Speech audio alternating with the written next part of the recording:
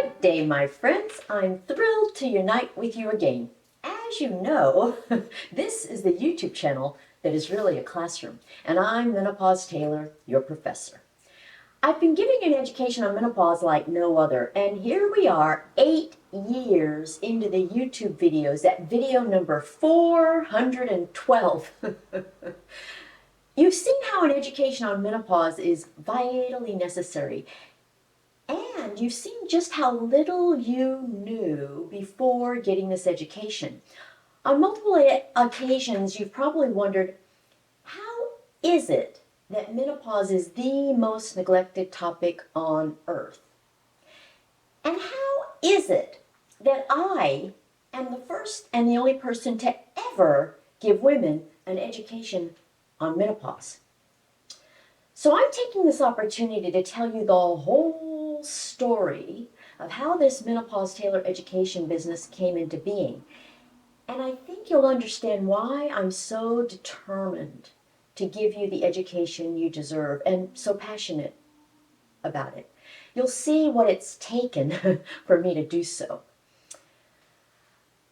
When I went to medical school, I did not know that I wanted to be an obstetrician gynecologist.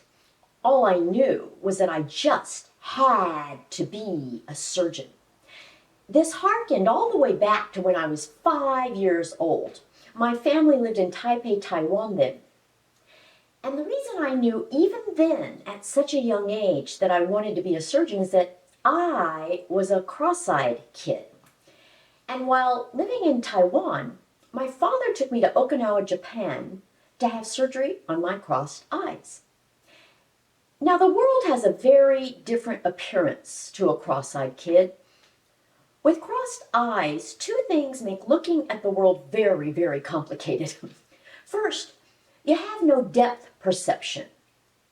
So instead of seeing one thing that is in front of another thing and separated by a few feet, everything is right in front of your face with nothing to separate them. And only by navigating the world itself did I discover that objects were really farther apart than they appeared to my crossed eyes. The second thing that makes your world complicated if you're a cross-eyed kid is that everything you see is duplicated.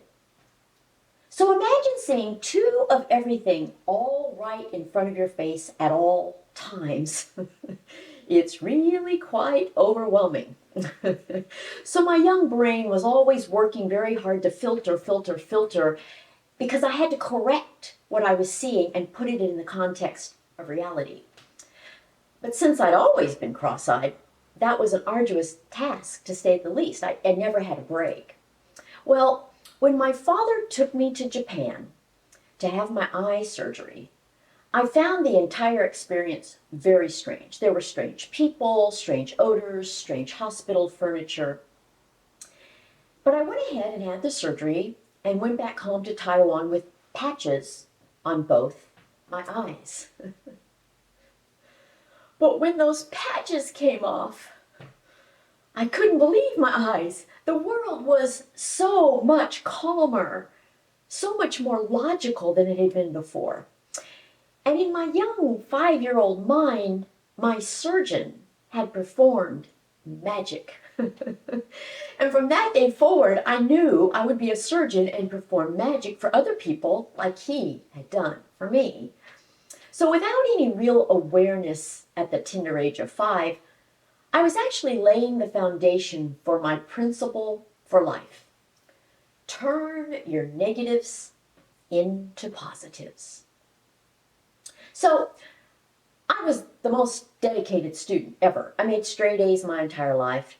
I went to Rice University for college and directly to medical school from there. Now in medical school, you learn all about normal anatomy first, and then you learn about disease. And then you rotate through all the different medical specialties so that you can choose a specialty for your career. Because I knew I just had to be a surgeon, my decision boiled down to general surgery, a subspecialty of general surgery, neurosurgery, cosmetic surgery, or obstetrics and gynecology. As soon as I did my obstetrics and gynecology rotation, I knew that OB-GYN was the best fit for me.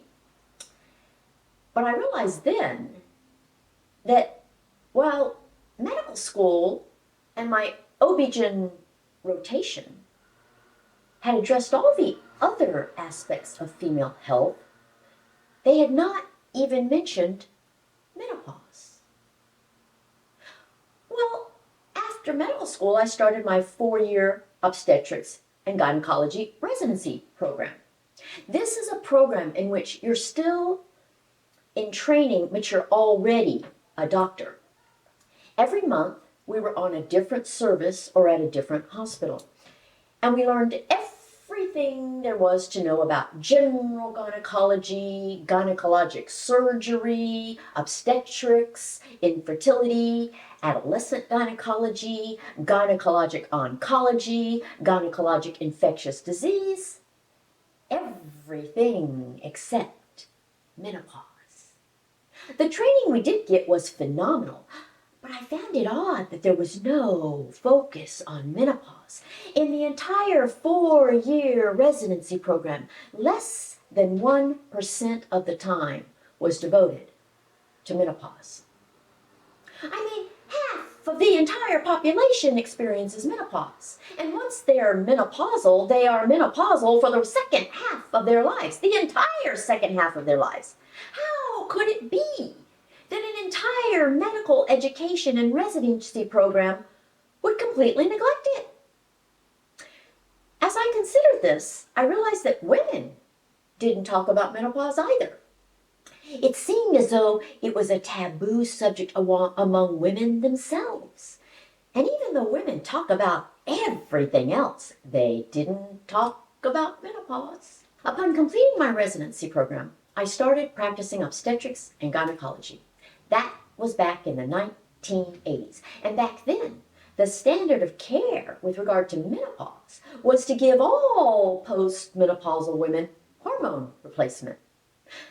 The logic was that postmenopause is, by definition, a result of ovaries that have stopped producing your female hormone estrogen. Well, that constituted a hormone deficiency, no different than the insulin deficiency of diabetes or the thyroid hormone deficiency of hypothyroidism. So it seemed only logical to replace estrogen in the same way we replace insulin or thyroid hormone. Now, despite the fact that doctors prescribed hormone replacement for menopause, they did not educate women about menopause. Heck, doctors themselves had no real education on menopause. They just followed the standard of care that dictated giving HRT at postmenopause. And since it was just as logical as giving hormone replacement for any other hormone deficiency, nobody really thought about actually educating women on menopause. I practiced in the Texas Medical Center, which is the largest medical center in the world. There were 150 OB-GYN doctors alone, but not one of them was a menopause specialist or had a menopause clinic. I was the only one who even bothered to educate my patients about menopause. At age 40, I mandated that each woman spend 1 hour face-to-face with me during her annual visit in order to begin learning about menopause. I've always created my own handouts, and if you've had a consultation with me, you know how thorough I am about the education I give you in writing. So at age 40, my patients got their first handout on menopause alongside our face-to-face discussion. And then every year after that, I added to the education at each annual visit. So my patients knew how to recognize menopause and knew that there were diseases due to estrogen deficiency. I guess I've always been a teacher at heart without even realizing it. Well, in 2001, I was diagnosed with a very severe form of osteoarthritis that interfered with my ability to practice obstetrics and gynecology. It was too physically taxing for my body and too physically demanding for my hands. And my prognosis was that I'd end up being an invalid in a wheelchair. So reluctantly and incredulously, I retired in July 2001. My retirement was the most upsetting and undesirable thing that has ever happened to me. It turned my entire world upside down. Practicing obstetrics and gynecology was everything I ever wanted to do, and arthritis had destroyed it. So now I had to learn how to take care of myself and my arthritic body instead of taking care of everybody else. Well, 1 year after my retirement in June 2002, the media reported the disastrous results of the Women's Health Initiative, or WHI study that I've addressed on several occasions. In a nutshell, that study claimed that the risks of taking hormone replacement for menopause outweighed the benefits. And it also claimed that instead of preventing the diseases of estrogen deficiency, HRT caused the diseases of estrogen deficiency. And the overall message was that HRT was dangerous for all women. I watched in horror as the media presented the study findings claiming that HRT for menopause was dangerous. They dramatized things so much that women became terrified of HRT overnight, and 85% of women flushed their HRT down the drain. Some call it the flush heard round the world.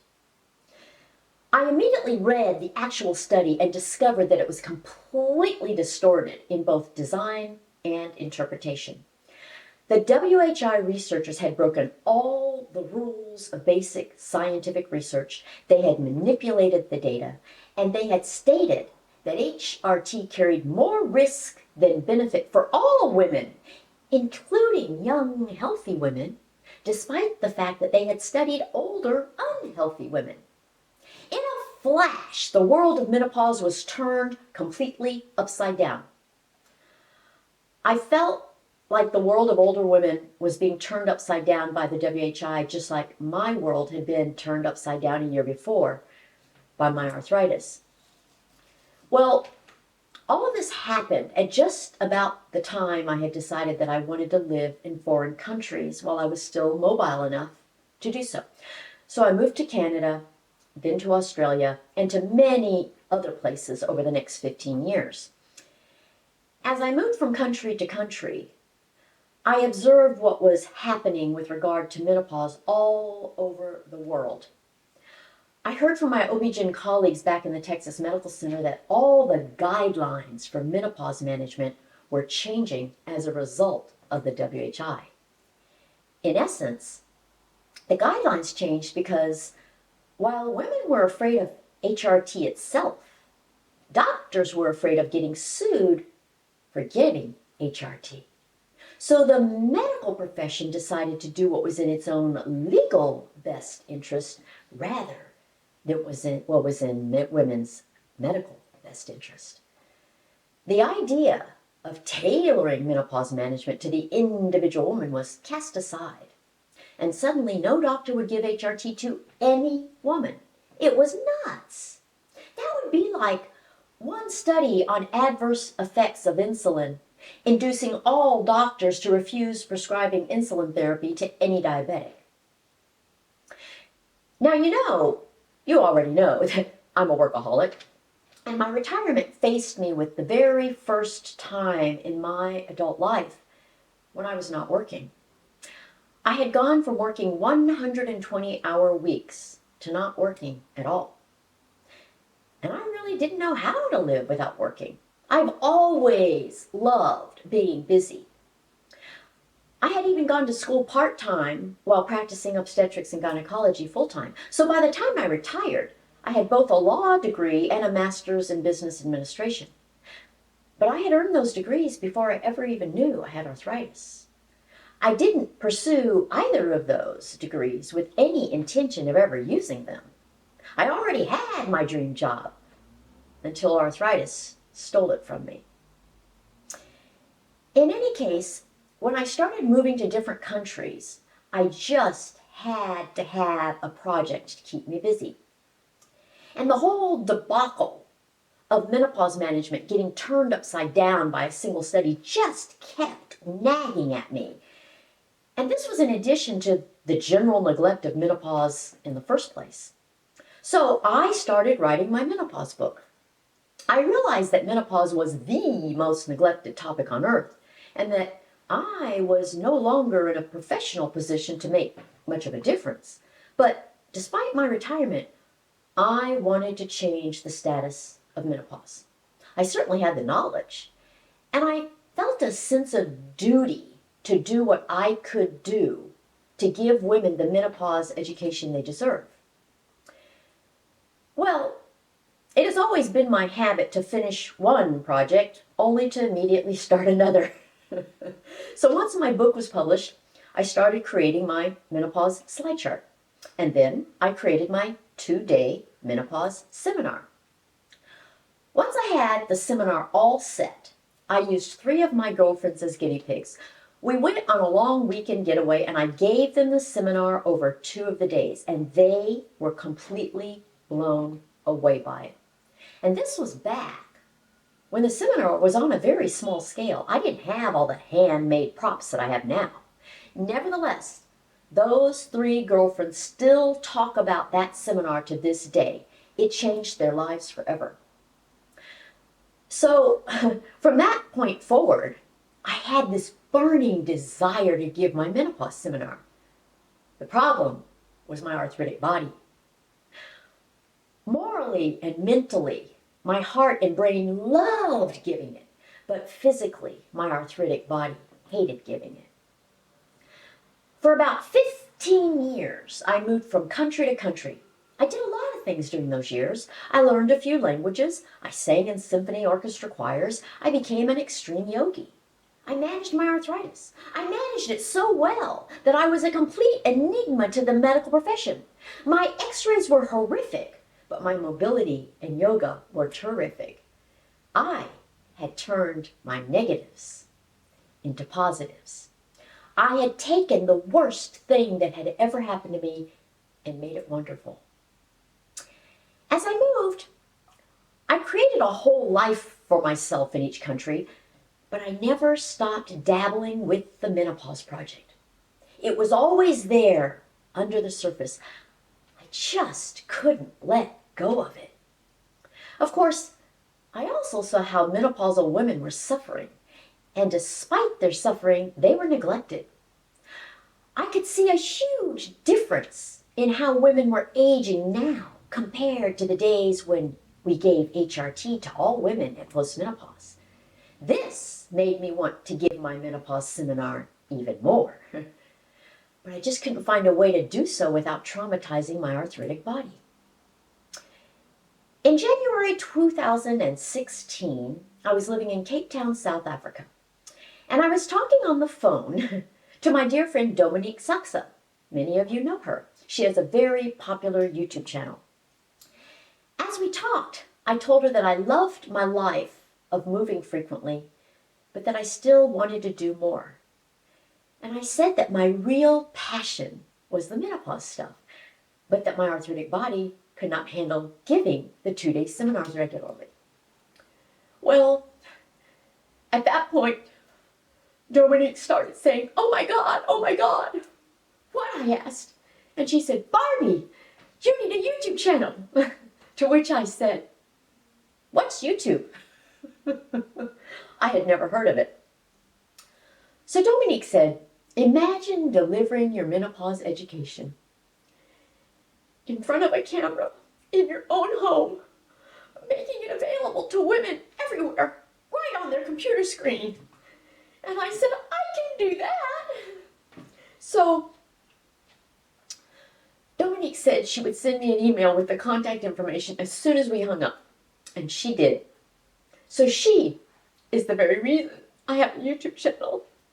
I will be forever grateful. You definitely need to thank Dominique. Anyway, I was married at the time, and my husband traveled on adventure trips a lot just for fun. I'm too much of a worker bee to want to go on trips all the time. So when I told him that I was going to start my own YouTube channel, I added that he could pursue his passion for travel even more, while I pursued my passion for teaching women about menopause. And he said the most interesting thing. He said, This is going to be really good. I want to do it with you. What? It's menopause. You don't know anything about menopause. Did you hear me? I just said you could travel more. What do you mean you want to do it with me? What in the world could you do? And he said he'd be my videographer. Now, this struck me as the strangest thing ever. And yet, I did acknowledge the fact that I knew nothing about videography, but I also knew that he never stuck with anything for very long. And I could just foresee him losing interest as soon as I became dependent on him. At the same time, with moving to different countries, it sure would be convenient if I didn't have to find a new videographer with every move. So I reluctantly accepted his offer, even though there was something really odd about it. Now, I'm a very dutiful student. If you give me a homework project, I'm going to hop on it and work on it obsessively. So I started creating the menopause tutorials. Then, as now, I got way ahead so that all the videos were ready for airing months before they actually aired. And of course, as with all new entrepreneurial businesses, I was pouring money into my menopause business. But it was my money. My then husband didn't contribute even a penny. My husband was a professional speaker, although he never worked. We were opposites. I loved to work and he loved to goof off. And I'll never forget his reaction the first time I got in front of the camera to shoot my first video. He looked at me with what I now know to be a look of jealousy and said, "You're so good." And he didn't say it in a complimentary way. In early June of 2016, we moved to Buenos Aires, Argentina. And my very first YouTube video aired on June 14th. 6 weeks later, my husband said he wanted a divorce. We had no strife at all in our marriage, yet he wanted a divorce. Suddenly, my marital positives were turning into negatives. Well, that just meant I had to reverse that somehow. You have to realize that at this point, I had been living outside the United States for many, many years. I had started this moving from country to country when I was single, and then my husband had joined me after we were married. Well, because I moved so much, I was in the habit of renting a fully furnished house or apartment. I didn't own a single household item. Not a fork, dish, sheet, or towel. Nothing. But there I was, in Argentina, facing a divorce. Well, I immediately got online, contacted a real estate agent in Houston, Texas, and requested that she show me some apartments via Skype, which she had never done before. And I signed a contract to rent an apartment. Then I went to Amazon.com and I bought everything you need for a home. Everything. And I had it all delivered to the Houston apartment and told the management office to just stack the boxes inside the apartment. 2 weeks later, from the day my husband had mentioned divorce, I arrived in Houston. I set up the whole household and continued growing my menopause business. Growing a business is code for putting money into the business and getting no money out of it or from it. So I was pouring money into the business only. I tend to be quite naive about some things. And since my husband and I had always kept completely separate portfolios, had each paid our own way for everything, and had no marital conflict, I had the audacity to think that our divorce would be a quick and cordial matter. Boy, was I wrong. He decided to go after everything I had. So there I was, having just bought an entire household, still pouring buckets of money into this menopause education business, and now anticipating an expensive divorce. You see, I don't understand jealousy, and I don't even recognize it when someone is jealous of me. But that's what had happened. My professional speaker husband had gotten jealous of the fact that I was making a business out of his career. In any case, soon after I arrived in Houston to discover that he was going to try to get as much of my money as he could, I had a conversation with my financial advisor. And I will never forget it. My portfolio was plummeting by the day due to buying an entire household and pouring my money into this menopause business. And it was going to plummet some more in the divorce. So my financial advisor said, Barbie, if you just stop doing the menopause business, you'll be fine. And that was the crystallizing moment. In that moment, I knew that there was no way I was going to be fine and sacrifice all the women I could help with this education. And that's when I decided that no matter what happens, I would give you this education.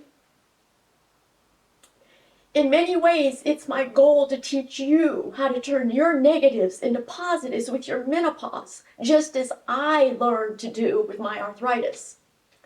So from that moment on, it was all systems go. I did end up paying my ex-husband an astounding sum of money, but I just kept on delivering this education, and I always will. He wasn't able to take this business from me because at the time there was no income, only debt. It was 5 years before I made more than I spent on this menopause education business. So it's grown from merely a YouTube channel to a business that offers an unbiased education on menopause in many different formats. My book, which is now in its 2nd edition, the slide chart, multiple podcasts, my YouTube channel, webinars, speeches, articles, and consultations online. I have no product and no angle. It's just education, and I love every minute of it. And I'm just so happy that my marriage is to this business instead of to Mr. Horrible. And now I'm happier than I could ever have imagined. Actually, I stayed happy all the while, even though there was a whole lot of stress. This education that I give you has sustained me. And I know that I'll be doing this for the rest of my life. I've even made it such that when I die, this education will continue. It's all in my will. I know that I have embarked on the most neglected topic on earth. I know that menopause is not popular even among menopausal women themselves.